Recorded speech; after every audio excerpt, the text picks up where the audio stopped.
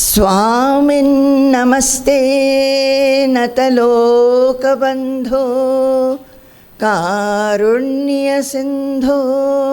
पतितं भवाब्धौ मामुद्धरात्मीयकटाक्षदृष्ट्या ऋज्व्यातिकारुण्य सुधाभिवृष्ट्या स्वामिन्नमस्ते स्वामिन्नमस्ते स्वामिन्नमस्ते स्वामिन्नमस्ते। सच्चिदानन्दरूपाय व्यापिने परमात्मने नमः। श्रीगुरुनाथाय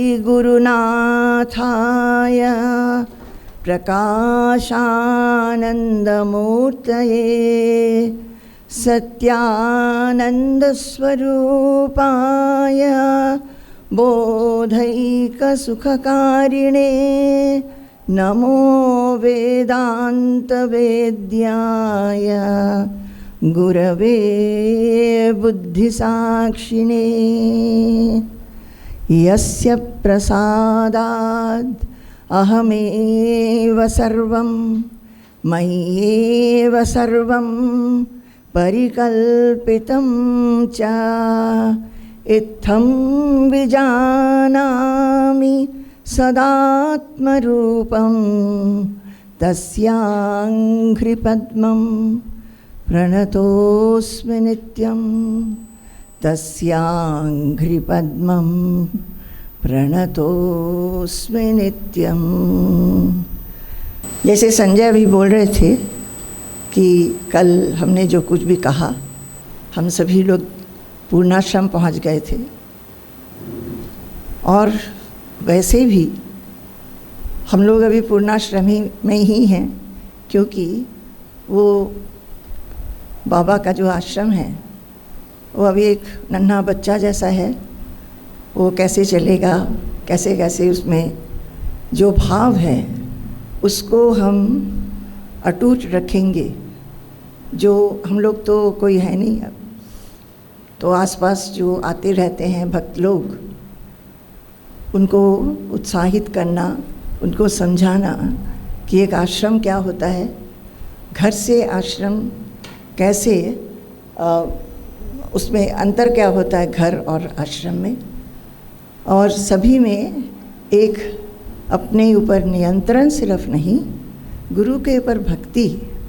जो भी कुछ हम कर रहे हैं वो गुरु चाहते हैं, इसी तरह उसी लिए हम कर रहे हैं। ये भाव, और उस भाव में अहम भाव बिल्कुल नहीं होना चाहिए कि हमने किया है, क्योंकि गुरु ऐसा पसंद करते हैं। और अपने मनन से, अपने दृष्टि से, अपने सतर्कता से जानना चाहिए कि गुरु क्या पसंद करते हैं। तो ये भाव हम लोग उस वहाँ पे लोगों में उनको प्रेरित भी कर रहे हैं, समझा भी रहे हैं। अभी जो हम अभी आए वहाँ गूगल मीट हो रहा था, स्वामी जी, हम और आश्रम से नूतन स्वामी जी, यहाँ पे नम्रता और हम और 2-3 जन गांव के, अभी गूगल मीट करके हमने बोला अभी तो मेरे को जाना ही है तो हम भाग भाग के आ गए हैं।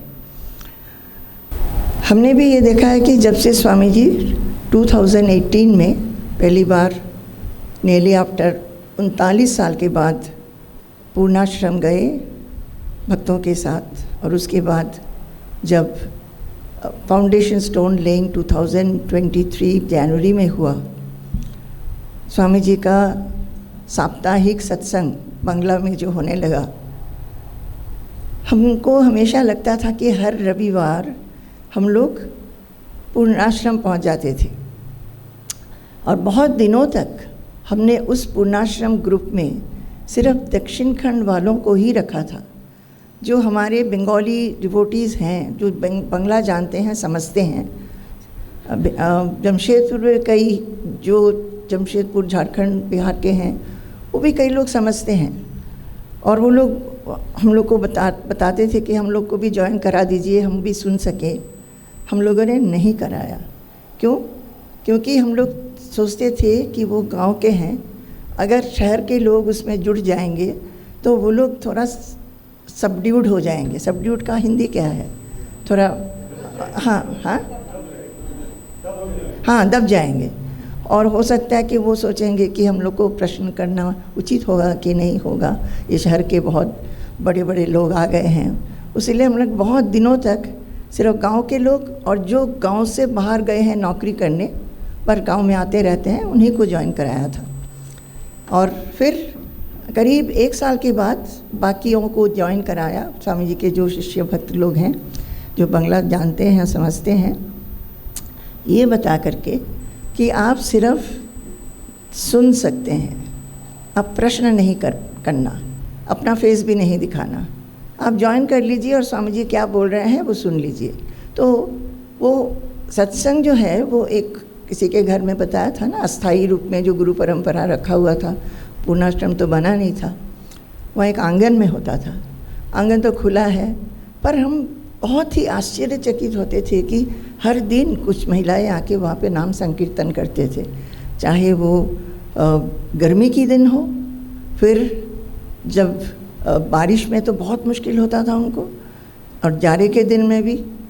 तो फिर हम लोगों ने उन्हीं लोगों ने कहा कि एक टारपॉलिन हो जाएगा, त्रिपल हो जाएगा, तो उसको हम लोग बांध देंगे। एक दिन मुझे याद है, एक किसी ने बोला सत्संग के समय ही कि माँ यहाँ पे बहुत गर्मी लगती है, यहाँ पे एक फ़ैन इनके घर का है, वो छोटा सा है, सबको पहुँचता नहीं है, अगर 2 पेडेस्ट्रल फ़ैन मिल जाएगा तो हम लोग को बहुत ही सुविधा होगी गर्मी के दिनों में।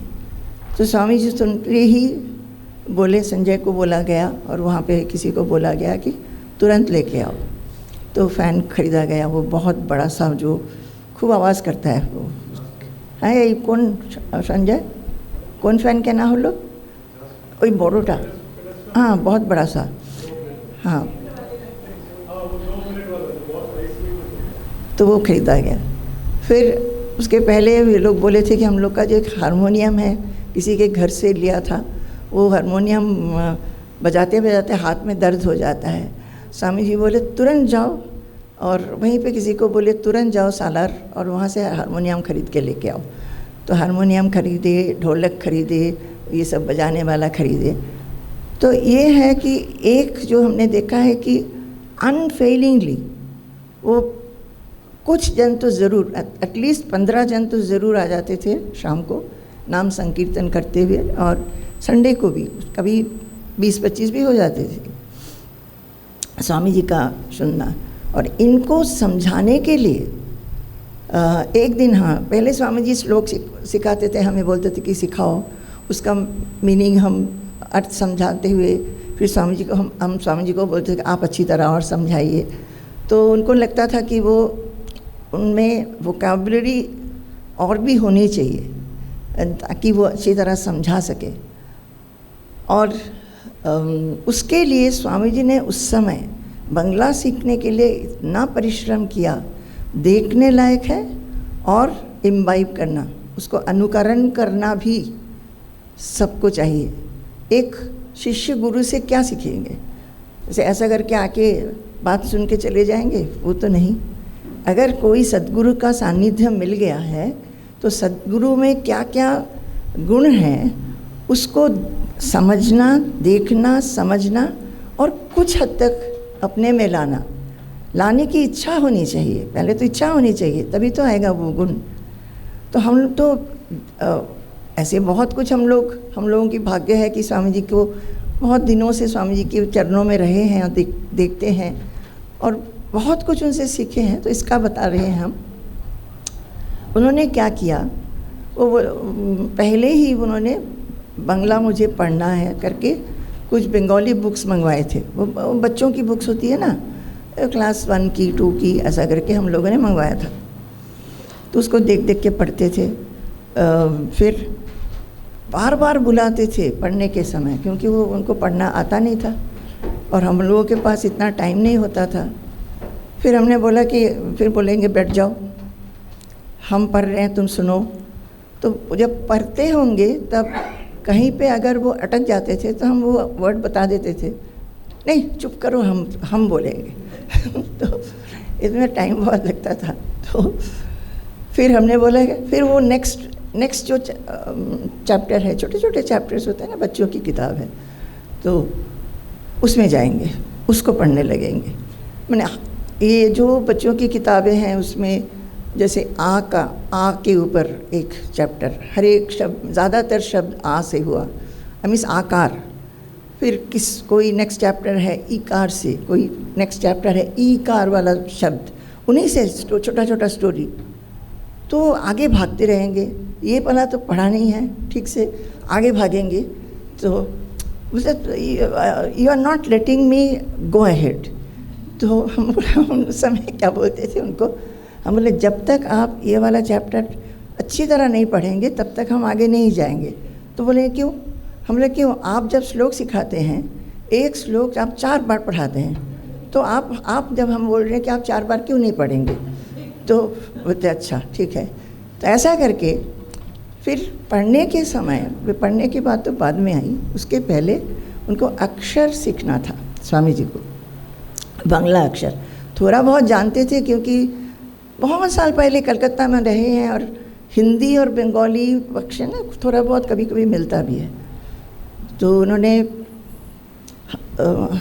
हम लोगों से इतना ज़्यादा हेल्प नहीं मिला क्योंकि हम लोग अपने काम में व्यस्त रहते हैं। स्वामी जी हमेशा बोलते हैं कि जब तुम लोग आए थे आश्रम में, हम सोचते थे कि तुम लोग ने पढ़े लिखे हो, काम जॉब किए हुए हो, तुमको यहाँ पे वो क्या काम देंगे हम। अब देखो तुम्हारे पास टाइम ही नहीं है, बुलाने से आते भी नहीं हो। तो दिस इज़ हिज कंप्लेंट। तो उन्होंने क्या किया, वो लैपटॉप में पूरा विष्णु सहस्रनाम यूजिंग बंगाली स्क्रिप्ट लिख लिया। समझ गए? विष्णु सहस्रनाम ही नोज बाई हार्ट। तो वो बंगाली स्क्रिप्ट में लैपटॉप में जो क्या सॉफ्टवेयर यूज़ करते हैं उसको पूरा बंगाली में लिख लिया और अपने मन में जो देवनागरी और बंगाली को कंपेयर कर करके उन्होंने बंगाली वर्ड सीखा। तो you can understand that diligence and tenacity, अध्यवसाय कितना है, इच्छा कितना है, और कौन से एज में, 91, 92, इस एज में अभी भी तो ये वाली किताब वो मलयालम में ट्रांसलेट कर रहे हैं, पढ़ के कर रहे हैं, अभी थोड़ा अच्छी तरह पढ़ सकते हैं। और रोज़ जब भी देखो बोल रहे हैं, वो मैं तो आश्चर्य हो रहा हूँ कैसा करके मैं पढ़ता हूँ, कैसा करके मैं ट्रांसलेट करता हूँ। और actually he is doing very good translation, बहुत अच्छा ट्रांसलेट कर रहे हैं सरल भाषा में। तो यहाँ पे अभी प्रहलाद जो स्वामी जी के अटेंडेंट है, वन ऑफ द अटेंडेंट्स, उसको एक काम मिल गया है, एक शब्द स्वामी जी को समझ में नहीं आता, प्रहलाद एकदम से गूगल से बता देता है। तो प्रहलाद भी बहुत खुश कि स्वामी जी को इस काम में भी हेल्प कर रहा है, और स्वामी जी भी बहुत खुश। और कुछ शब्द जो प्रहलाद को भी नहीं आ रहा है वो अंडरलाइन करते हैं, संजय को बुलाते हैं बाद में। तो क्यों हम ये बता रहे थे, हम ये बोलना चाह रहे थे कि कोई भी डिवोटी और शिष्य को चाहिए कि गुरु को देखे, समझे और उनका जो गुण है वो अपने में उतारे। तो ये एक बात ये रहा। और दूसरा है जो हम कह रहे थे, हम हर रविवार को वहाँ दक्षिण खंड पहुँच जाते थे और स्वामी जी, हमको लगता था कि स्वामी जी जैसे उन लोगों के साथ नहीं, जैसे बाबा के साथ बात कर रहे हैं। हमारे चेहरे में जो उनकी दीप्ति, रोशनी, बात करने में, हंसने में, उनके साथ उसी तरह बात करते हैं जैसे क्या बोलते हैं, बिल्कुल इनफॉर्मली बात करते थे। कोई अगर उनमें से, वो गांव के हैं ना और गूगल मीट है, वो लोग तो सीधा सीधा हम लोग को सामने नहीं देख रहे हैं, तो कभी कभी बात आसपास में बात भी करते रहते हैं। तो स्वामी जी एकदम रुक जाएंगे और बोले, ए तुम लोग क्यों बात कर रहे हो, ये ऐसा बात करने से हम कुछ नहीं समझाएंगे। So they became very familiar with him. एक दिन उन्होंने कहा किसी ने कहा कि हमें कहा, माँ स्वामी जी को बोलिए कि हमें भगवत गीता पढ़ाएं। हम सबके घर पे भगवत गीता है, उसको हम पूजा के आसन में रखते हैं, फूल और बेलपत्ता तुलसी पत्ता सब चढ़ाते हैं और वो किताब गीला हो जाता है, पर उसके अंदर क्या है हमको समझ में नहीं, कि कोई जानते नहीं। तो वेरी द इनोसेंट वे, इतना इनोसेंटली बताया कि उसके ऊपर फूल बेलपत्ता से उसको पूजा करते हैं, कुछ पता नहीं है क्या है। थोड़ा हमको भगवत गीता पढ़ा दीजिए। तो भगवत गीता स्वामी जी ने शुरू किया है, और पहले हम श्लोक बोलते हैं, फिर वर्ड मीनिंग बोलते हैं, फिर ऐसी मीनिंग बताते हैं, समझाते हैं, फिर स्वामी जी उनको अच्छी तरह समझाते हैं। कभी उनको लगता है कि वो समझा नहीं पा रहे हैं और वर्ड्स नहीं है उनके पास, तब हमको बोलते हैं कि अब तुम समझाओ, तो हम समझाते हैं। इस तरह अभी चल रहा है। तो बहुत आश्चर्य है कि गांव में उन लोगों को काफ़ी इतनी इच्छा एक है सीखने की। अभी नूतन स्वामी जी उद्बोधन के बाद जितना दिन रहे थे, उन्होंने कठोपनिषद पढ़ाया और बंगला में, और नूतन स्वामी जी खुद बोल रहे थे कि बंगला में पढ़ाने में बहुत ही अच्छा लगा, और वो लोग भी बोल रहे थे कि इतना अच्छा उपनिषद क्या होता है हम नहीं जानते थे, और एक एक शब्द का अर्थ वगैरह जान के उनको बहुत अच्छा लगा। तो हाँ, वो नोटबुक और पेन लेके आते हैं, लिख लेते हैं। तो ये सब देख के बहुत अच्छा लगता है। ये अच्छा लगता है कि बाबा ने स्वामी जी को भी कहा था, नूतन स्वामी जी को भी कहा था कि ये गाँव के लोग पूजा ही जानते हैं, नाम संकीर्तन ही जानते हैं, ज्ञान का कुछ नहीं मालूम इनको, ये बहुत ही अज्ञानी हैं। यहाँ पे प्रचार करना, ब्रह्म विद्या का प्रचार करना, तो वो धीरे धीरे हो रहा है। और हम भी अब जब रहे थे, हमने श्रीमद् भागवतम लिया, तो ऐसा करके चल रहा है। तो इसमें हम जो बता रहे थे, वो लोगों को कुछ भी मालूम नहीं है ब्रह्म विद्या क्या है, आत्मा क्या है। अब संडे सत्संग के कारण कुछ तो मालूम है, पर बाबा कौन थे, स्वामी जी क्यों पूर्णाश्रम बना रहे हैं। कईयों ने मुझे पूछा था, जब हम फाउंडेशन स्टोन लेने के लिए गए थे, लोगों ने मुझे पूछा कि ये बाबा कौन थे, क्यों इसको बना रहे हैं, और यहाँ पे क्या होगा। लोगों को बड़ा संशय था कि यहाँ पे किसी ने सोचा, अभी सुनाई दे रहा, किसी ने सोचा था कि केरला से एक स्वामी जी आके यहाँ पे वृद्धाश्रम बना रहे हैं।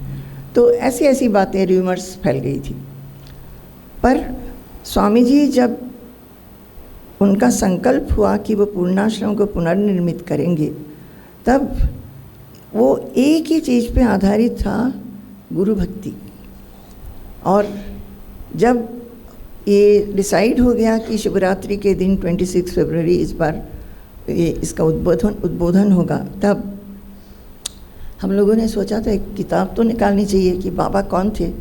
उन लोगों को पता नहीं है, जितना भी हम कहें, पर बाबा के बारे में कुछ अगर उनको पढ़ने को मिला तो अच्छा रहेगा। तो फिर हम सोचे क्या माई बिलवेड बाबा, जो मेरे प्यारे बाबा है ना, उसको ट्रांसलेट करने के लिए उतना टाइम नहीं था। तो एक 2021 में एक बाबा के ऊपर एक स्पेशल एडिशन विचार सेतु का निकला था, हिंदी में भी निकला ही होगा, मलयालम में भी निकला था।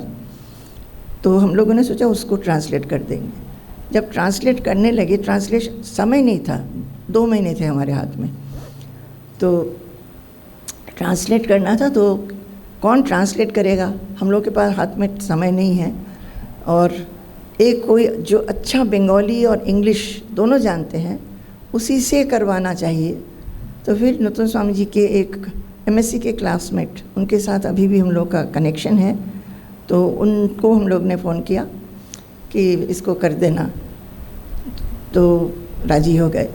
तो वही करते थे। अब देखिए, he is also of our age, बहुत वो लैपटॉप में बंगाली नहीं कर पाते हैं, तो इसमें करते थे, मोबाइल में व्हाट्सएप करके हमको भेजते थे।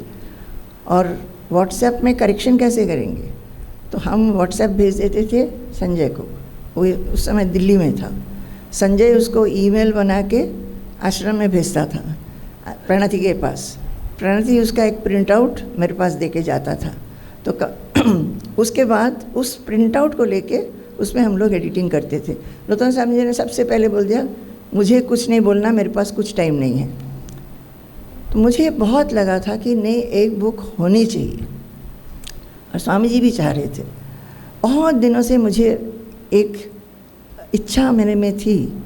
बाबा के बहुत सारी चिट्ठियाँ नूतन स्वामी जी को लिखा हुआ, मेरे को लिखा हुआ बहुत सारी चिट्ठियाँ हैं जिसमें बहुत दुर्लभ उपदेश जो साधारण मनुष्यों के लिए है वो है। तो बंगाली में है। मेरा बहुत मन था कि उसको ट्रांसलेट करके विचार सेतु में ही छापेंगे, पर हुआ ही नहीं है। तो ये सब तो मेरे में एकदम था कि नहीं, किसी तरह इस बुक को निकालना ही है। तो बाद में देखा कि नूतन स्वामी जी कुछ भी कहें, नूतन स्वामी जी कुछ भी कहें, ultimate final editor was he. Final editing उन्हीं ने किया है। तो ऐसा कर कर के जब हम करने लगे, उस विचार सेतु में फर्स्ट आर्टिकल था स्वामी जी का, रेमिनिसेंसेस, पुराने दिन को याद किए हैं। बाबा के साथ उनके जो संपर्क था, एसोसिएशन टिल बाबा लेफ्ट हिज बॉडी। तो उसमें हमने देखा कि वो जो आर्टिकल है जो छपा हुआ था, जिसको ट्रांसलेट किया गया, वो उसमें और कुछ ऐड किया जा सकता है। तो हमने क्या किया, माई बिलवेड बाबा से कुछ और चीज़ें जो कि उसको एक कंप्लीट पिक्चर देगा, माई बिलवेड बाबा से उसको लेके उसको हम ही अनुवाद कर देते थे और उसको काफ़ी अच्छा से बना दिया। अच्छा मीन्स एक कंप्लीट पिक्चर। नहीं तो that article was taken from Swami ji some talk. Swami ji का लिखा हुआ नहीं था, वो कहीं पे टॉक बोला होगा तो उसमें से लिया था। फिर स्वामी जी बोले माई बिलवेड बाबा में नूतन स्वामी जी और हम कैसा करके स्वामी जी के पास आए, वो वाला चैप्टर भी इंक्लूड करने के लिए। तो ये सारा कुछ होने लगा। इसके बीच में संजय आ गया उधर वहाँ से, नहीं, नूतन स्वामी जी के साथ दक्षिण खंड चला गया था। और वहाँ से हम लोग देख रहे थे फॉन्ट कैसा होगा, फॉन्ट साइज़ कैसा होगा, बार बार फ़ोन में इसमें सब चल रहा था। फिर संजय आश्रम में ही आ गया, तो बहुत अच्छा हो गया। हम लोगों ने सोचा था हमारे पब्लिकेशन डिपार्टमेंट के जो काम करते हैं वही लोग इसको सेट भी कर देंगे, नहीं कर पाए। तो संजय बेचारा वो इन डिज़ाइन सॉफ्टवेयर उसको सीखना पड़ा, सीख के वो काम करना पड़ता था उसको। और उसमें सतीश जो हमारे विचार सेतु का वो करता है, कोऑर्डिनेटर है, उसको इन डिज़ाइन सॉफ्टवेयर आता है, तो उसके साथ हेल्प लेके it was a hurricane job, जैसे कि साइक्लोन की तरह चल रहा था। हाँ, ग्रुप का नाम इसी ने दिया था, Bengali book war room. War की तरह चल रहा था एकदम। और उसमें अच्छा, इसमें भी देखिए, तो जब फाइनल एडिशन एक किसी चैप्टर का हो रहा था कि पार्ट ऑफ द चैप्टर हो रहा था, तो स्वामी जी ने फाइनल एडिट कर दिया, उसको इसने इन डिज़ाइन में डाल दिया। तो बड़े स्वामी जी क्या करते थे, उसी को ना बहुत बड़ा बड़ा फॉन्ट में प्रिंट आउट ले लेते थे और फिर इंग्लिश बुक के साथ मिला के देखते थे। बड़े फॉन्ट में तभी वो इतना ज़्यादा फास्ट तो नहीं पढ़ सकते हैं, तो फॉन्ट उसका बड़ा, और ऐसा करके इंग्लिश के साथ देख के कभी बोलेंगे ये तुमने क्या किया, ये ट्रांसलेशन तो बिल्कुल ठीक नहीं हुआ। और नहीं तो कभी बुला के बोलेंगे ये बहुत अच्छा ट्रांसलेशन हुआ है। तो इस तरह वो ही is also going through all chapters. अब ये सोचना कि उनके पास कितना काम है। He has his Malayalam journal, his English journal, लोग सारा दिन आते रहते हैं, लेटर्स का रिप्लाई करना, और एडमिनिस्ट्रेटिव वर्क भी रहता है, इधर चिट्ठी भेजो उधर चिट्ठी भेजो। उसके अंदर I think he never waste any time. वो हमेशा 5 मिनट होगा तो 5 मिनट ही काम करेंगे। तो ऐसा करके जब पर ये बुक करते हुए फिर मुझे लगा कि यार ये तो बुक है, जर्नल और बुक में तो एक फ़र्क होगा ना। जर्नल में इंडिविजुअल आर्टिकल्स होता है और बुक में एक एंड होता है, शुरू होता है, एंड होता है। तो हमने सोचा कि इसका एक हम अलग, जब से ये ज़मीन हमारे आश्रम के अंडर आया है तब से क्या हुआ उद्बोधन तक, उसका एक विवरण देना चाहिए। उसके बीच में स्वामी जी गए भी थे दक्षिण खंड, उस समय क्या हुआ था, ये सारा कुछ हमने एक बंगाली में, डायरेक्ट बंगाली में हमने लिखा। और हम भी नहीं टाइप करना जानते हैं, लैपटॉप में इंग्लिश ही जानते हैं, हम भी फ़ोन में ही टाइप कर करके at least that article is nearly about 20 pages of this book, वो पूरा फ़ोन में किया था। तो एनीवे ये सब करते हुए जो मुझे बहुत अनुभूति हुई थी, हर समय ये गुरु का सानिध्य, गुरु भक्ति, इसी के बीच में एकदम जैसे डूब गए थे। एक ब्लिसफुल मोमेंट, हमेशा मन एकदम एक क्या बोलते हैं भक्ति से प्लावित गुरु के प्रति, और बहुत पुराने दिनों का याद आता था और लगता था कि अच्छा इस समय ऐसे थे, अच्छा कितने सारे दिन पास हो गए हैं, अभी कैसा है।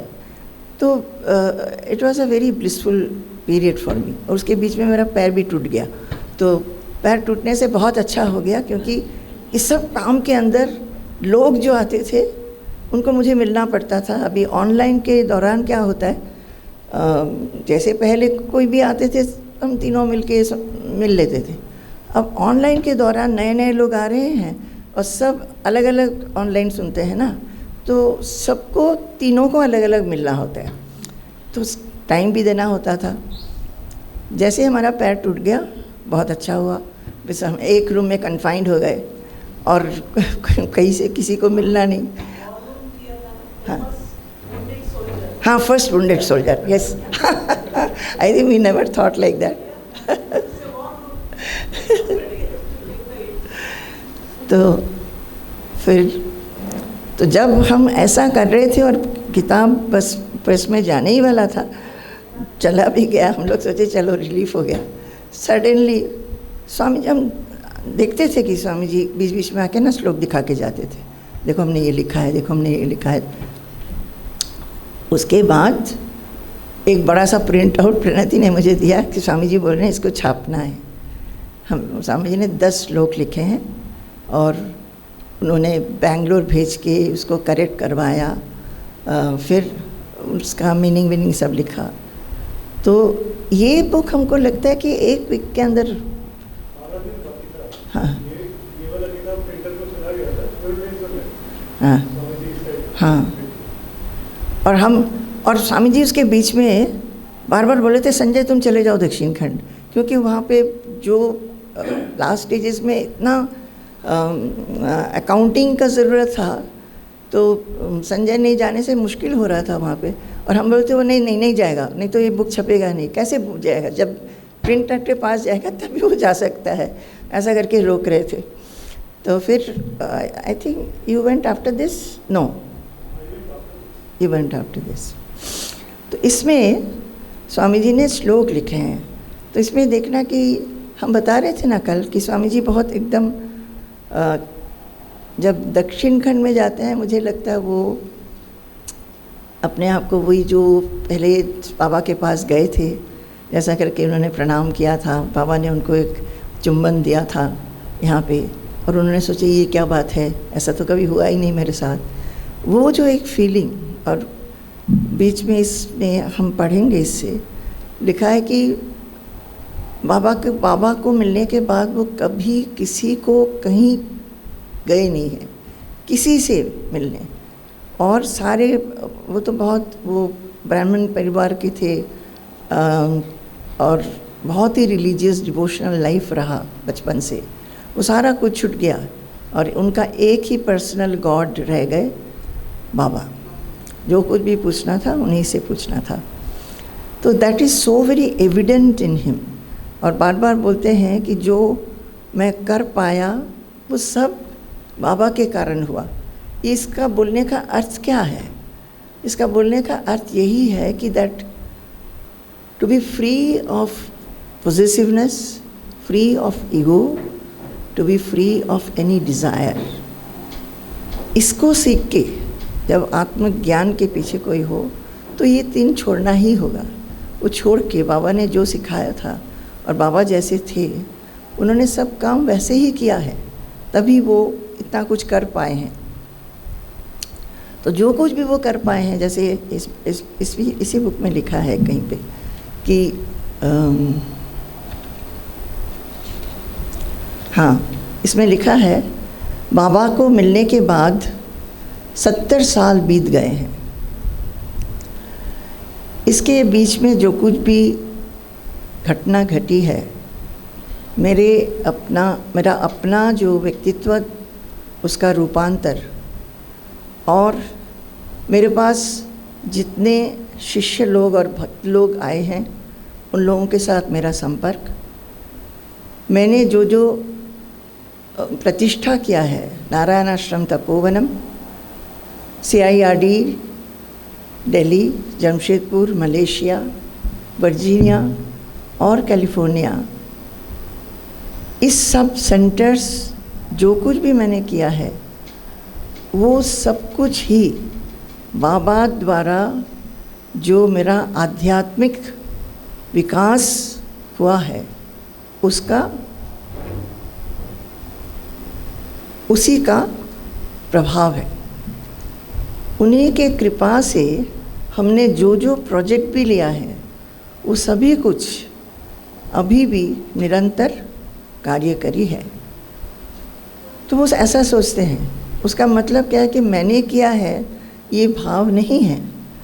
तो ये जब बोलते हैं, करते हैं और किसी भी समय छोड़ भी सकते हैं। हमने स्वामी जी को देखा है कि छोड़ देते हैं, जैसे आपको पता है दिल्ली में सैनिक फार्म्स को छोड़ दिया, उसी तरह मलेशिया में भी ऐसे ही हुआ था। किसी एक भक्त का एक बिल्डिंग था, तो वो बोले कि अब पहले स्वामी जी किसी के घर रहते थे, तो किसी एक भक्त ने बोला कि हमारा एक बिल्डिंग खाली है, उसको हम लोग सेंटर बनाते हैं, आपको मैं दे देता हूँ, अब ऑफ़र करता हूँ। पर वही है कि कागज़ वागज़ में हुआ नहीं था। पर उस बिल्डिंग को सेंटर मानते हुए करीब 8 साल स्वामी जी वहाँ पे गए हैं, रहे हैं, वहीं से सब प्रोग्राम भी हुआ है। फिर उसके बाद ऐसा हुआ कि जिन्होंने दिया था उनके भाव में थोड़ा सा परिवर्तन हो गया, और स्वामी जी एक दिन बोले कि हम यहाँ नहीं रहेंगे, एंड ही सिंपली लेफ्ट।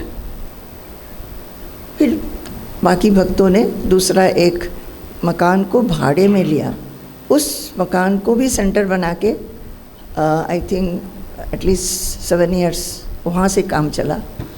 उसके बाद अभी जो हमारा मलेशिया सेंटर अपना सेंटर है और अच्छा से चल भी रहा है। तो यहाँ ये हम ये वाला पढ़ना चाहते हैं। कल हम इसके 2 लाइनें पढ़े थे।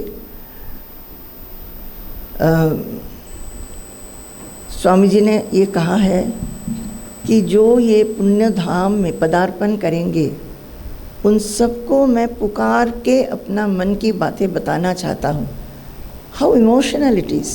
मैं पुकार के, महाभारत में है, वेदव्यास जी बोल रहे हैं, मैं दोनों हाथ ऊंचा करके पुकार के लोगों को बता रहा हूँ कि धर्म, अर्थ, काम, मोक्ष, इसका साधना करना चाहिए। पर कोई सुन ही नहीं रहा। उन्होंने ये भी कहा है, कोई सुनता ही नहीं है। तो स्वामी जी भी बोल रहे हैं, मैं अपने मन की बात मैं सबको पुकार के बता रहा हूँ। पूर्णाश्रम एक द्रष्टव्य स्थान नहीं है। उस ऐसा सोच के मत आना कि एक साइट सीइंग का, कि टूरिज़्म का प्लेस है। पूर्णाश्रम में आकर इसका जो दिव्यता है, और वो दिव्यता बनी कैसे? बाबा के तपस्या से। उसमें आप स्नान कीजिए। पूर्णाश्रम को देख के सिर्फ प्रशंसा या समालोचना हिंदी है, हाँ, समालोचना, ये ना तो उसको आप बोले ओ बहुत सुंदर है। बहुत लोग बोलते हैं ओ बिल्डिंग बहुत अच्छी बनी है, बहुत सुंदर है। कुछ कई है जो नुक्स भी निकालते हैं, बोल रहे हैं कि ये दोनों करने की ज़रूरत नहीं है। वहाँ पे अंतर्निहित जो आध्यात्मिक स्पंदन है, जो झंकार है, उसकी स्पर्श से आप धन्य हो जाइए। और ये स्थान सिर्फ देखने के लिए नहीं, अपना जो अंतर जगत है उसको पूर्ण रूप से रूपांतरित और विकसित करने के लिए साधक लोग जो भी आ रहे हैं उनका कर्तव्य है, उनका यही कर्तव्य है कि वो जब पूर्णाश्रम जाएं, वो अपने अंदर अपना जो अंदर में जो जगत है, बाहर की जगत तो हम लोग देखते ही रहते हैं, हमेशा उसी के साथ हमारा संपर्क होता रहता है।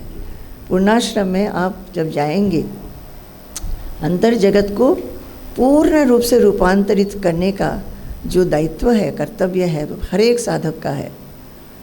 शास्त्र केवल पाठ करने के लिए नहीं है। साधक लोगों के लिए उचित है कि शास्त्रों का जो अंतर्निहित ज्ञान है और उसका लक्ष्य है, वो जीवन में प्रतिफलित करें।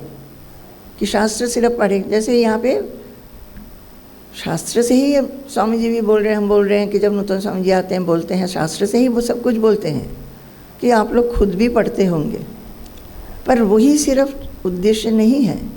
शास्त्रों में जो ज्ञान दिया हुआ वो क्या है? आत्मानुभूति।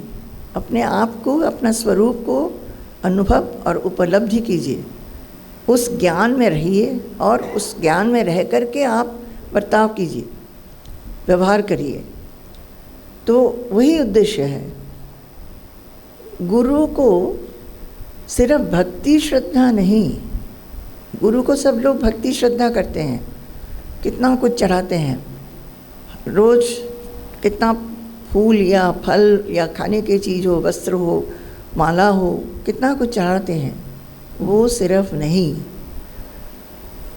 गुरु का जो आदर्श है, महत्व है, वह साधकों को समझना चाहिए और त्याग और समर्पण के द्वारा वही आदर्श और महत्व को पूर्ण रूप से वो आत्मस्थ करें। समझ में आया? गुरु का आदर्श। अब गुरु का आदर्श क्या है? जैसे उस दिन स्वामी जी को सबको बोलना पड़ा कि यहाँ पे बातचीत मत करो, गॉसिप मत करो, घर की बात मत करो। बोलना क्यों पड़ा? सबको तो पता होना चाहिए गुरु का आदर्श क्या है कि नहीं? तो हम गुरु को प्यार करते हैं, बहुत मानते हैं, श्रद्धा करते हैं, भक्ति करते हैं, पर उस इतना डीपली नहीं सोचते हैं कि वो किस चीज़ से प्रीत होंगे, उनकी प्रीति के लिए हमें क्या करना चाहिए, वो हम सोचते नहीं। तो बोल रहे हैं कि गुरु का आदर्श और महत्व साधकों को अपने त्याग क्या करना चाहिए यहाँ पे। अच्छा, इसी को हम एक एग्जाम्पल लेते हैं जो स्वामी जी ने कहा उस दिन कि यहाँ पे बैठ के बातचीत मत करो, कुछ अच्छा बात बोलो, जो सीखा है, सुना है, उसके बारे में डिस्कस करो। उसमें त्याग कहाँ है? जो हमारी जो इच्छाएं होती है ना, वो हमेशा ही जागतिक विषयों पर बात करने में होता है। तो त्याग कैसे होगा? जब उसको छोड़ेंगे, एटलीस्ट यहाँ पे आके वो ना करें। पर वो कैसे होगा? जब हमारे मन में दिलचस्पी होगी गुरु के आदर्श के प्रति, महत्व के प्रति, तभी हम उसको कर पाएंगे। और यहाँ पे अगर उसको हम अभ्यास करेंगे तो हम देखेंगे घर में भी थोड़ा बहुत वो होता रहेगा। घर में कभी कभी हो नहीं पाता है क्योंकि घर की माहौल, घर में जो लोग हैं वो शायद वैसे नहीं हैं, तो नहीं होगा। पर घरों में होते हुए भी, मानिए घरों में चारों तरफ जो लोग और रहे हैं उनकी दिलचस्पी इस पर नहीं है, तो आप क्या करोगे? आपके दिल में आप अगर उस भाव को महत्व देते हैं, वो भाव आपसे कोई छीन सकता है क्या? कोई नहीं छीन सकता। हम क्यों नहीं कर पाते हैं? क्योंकि हम उसको त्याग नहीं करते हैं। उस भाव को हम त्याग नहीं करते हैं, उसी को हम ज़्यादा पसंद करते हैं। दूसरा चीज़ जो है उसको ज़्यादा पसंद नहीं करते हैं, तो जैसे ही एक मौका मिल जाता है हम आलतू फालतू बातों में समय दे देते हैं। समर्पण, 2 बातें लिखी है। गुरु के आदर्श और महत्व साधकों को अपना त्याग और समर्पण द्वारा पूर्ण रूप से आत्मस्थ करना चाहिए। समर्पण क्या? ये जो त्याग है, और वो तो हुआ जो अपने त्याग उस समय होगा जब आत्मनियंत्रण होगा। जब ही देखे कि मन आलतू फालतू चीज़ों में जा रहा है, नियंत्रण करे आपको। और दूसरा है बार बार अपने आप को समर्पण करना कि हम समर्पित होना चाहते हैं। मेरी मन, बुद्धि और जो कुछ भी हमारा इंद्रिय हैं, वो जिस भाव में है, सभी भावों में आपको ही हम देखें। ये आपका दिया हुआ है। मेरा देह, हमारे सेंसेस, हमारे जो मन बुद्धि है, सब कुछ आप ही का दिया हुआ है। अब गुरु का बोल रहे थे, guru is God for us, we should think like that. आपको जानते हैं भागवत में है, जो गुरु में मनुष्य बुद्धि करते हैं वो एकदम ठीक नहीं है। मनुष्य बुद्धि नहीं करना चाहिए गुरु को। हम लोग तो देखते हैं कि वो मनुष्य रूप में ही है, और मनुष्य रूप में है ही, पर वो बहुत महत्वपूर्ण एक भाव रखते हैं। उसको हमेशा याद रखना होता है।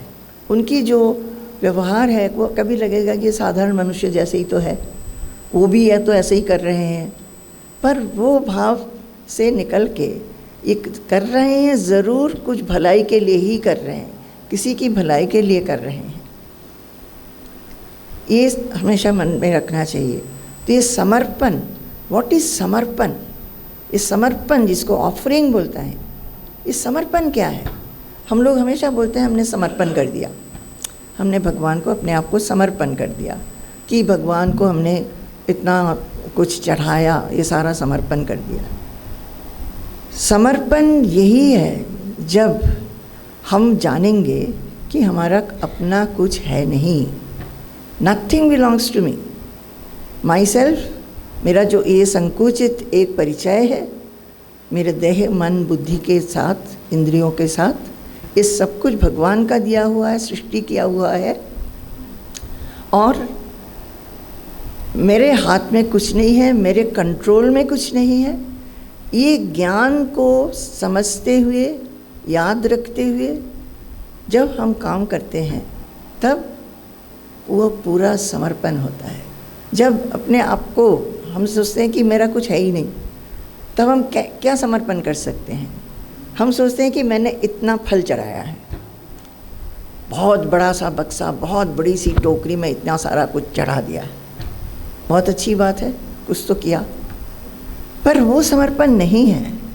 जो सचमुच में समर्पण है वो है जब हम सोचेंगे कि जो कुछ भी हम दे रहे हैं, देने की इच्छा हमारे में, वो ये चीज़ों को खरीदने की जो हमारी क्षमता, और जो हम देने के लिए अवसर भी मुझे मिला है, वो सभी आपकी दी हुई है। समझ रहे हैं आप? तब क्या होगा? अगर हम ऐसे सोचेंगे तो अहम भाव का कैसे होगा? अच्छा, एकदम दूर हो जाएगा। क्या हमने बोला था कि डिज़ायर, पोजेसिवनेस एंड ईगो, इससे मुक्त होना चाहिए।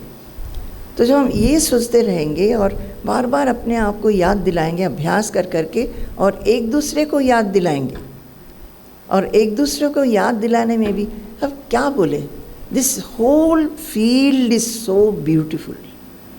ये जो आध्यात्मिक पथ है इतना सुंदर है, इतना सुंदर है। एक कुछ बोलने लगते हैं तो दूसरा कुछ याद आता है कि इसको भी इसके साथ जुड़ें। जैसे हम अभी बोल रहे हैं ना कि एक दूसरे को बताना चाहिए। अब एक दूसरे को बताना आसान नहीं है। अगर आप बताना चाहेंगे तो वो बोलेगा हाँ हमें पता है, हमें सब कुछ पता है, वो सुनने को तैयार ही नहीं होगा। तो ये भाव तो नहीं होना चाहिए, ये तो अहम भाव से हुआ। योग वासिष्ठ में है कि अगर ब्रह्मा भी कुछ कहते हैं जिसका कोई अर्थ नहीं है, मूल्य नहीं है, उसको भी छोड़ देना चाहिए। और अगर छोटा कोई बच्चा वो कुछ बोलता है जिसमें मूल्य है, डेप्थ है, उसको ग्रहण करना चाहिए। तो क्या है, एक भक्त को, एक साधक को सबसे पहले चाहिए कि अपने आप में, अपने आप को शुद्ध करने की एक इच्छा होनी चाहिए, अपने आप को शुद्ध करने की। अच्छा, उसमें सबसे पहले क्या है, कोई भी मुझे कुछ कहे वो हमारे में सचमुच में ये है। अच्छा, अगर मेरे में ये अवगुण है तो हम जाके उनको प्रणाम करते हैं, क्योंकि मेरे को समझ में ही नहीं आया था इतना दिन, उनको तो प्रणाम करना चाहिए। और अगर आप देखते हैं कि नहीं है तो ठीक है, नहीं है, पर हम सतर्क रहेंगे कि वो आ ना जाए। और दूसरी बात है कि मेरे में ऐसा तो है नहीं, पर उसने क्यों कह दिया, अब उसके साथ बात ही नहीं करेंगे। ज़्यादातर तो हमारे मन में यही होता है ना, देखो बेकार में मेरे को निंदा कर रहे हैं। सो अ साधका, अ डिवोटी, इसको चाहिए विनय, सीखने की इच्छा, सीखने की इच्छा। हम अगर अपने जीवन में पीछे मुड़ के देखते हैं तो हमने देखा था कि हमेशा बहुत इंस्पायर्ड होते थे, उत्साहित, क्या, अपने आप को पवित्र करने में। हमको स्वामी जी से बहुत डांट पड़ती थी। ज़रूर हम किसी विषय में बहुत जिद करते होंगे कि अपना ओपिनियन में अड़े रहते होंगे, तो काफ़ी हमको डांट भी मिली है। पर हमको हमेशा लगता था कि थोड़ा बहुत तो दुख भी हो जाता था, लगता शुरू में होता है ना, नहीं हमने तो ऐसा नहीं बोला था, ऐसा नहीं सोचा था। तो पर हम बहुत मनन करके देखते थे कि हाँ ज़रूर जो बोल रहे हैं वो सही है। फिर जाके हम स्वामी जी को बोलते थे कि और Swami ji may be it is because of the informal relationships, जब साथ में रहते हैं तब हो जाता है। तो स्वामी जी बात करना ही बंद कर देते थे। उनको फिर जाके प्रणाम करके, स्वामी जी ऐसा और नहीं करेंगे, आपने जो बोला था वही सही था। तो फिर से डांटेंगे, क्योंकि उनको लगता था कि हम अभी भी समझे नहीं हैं।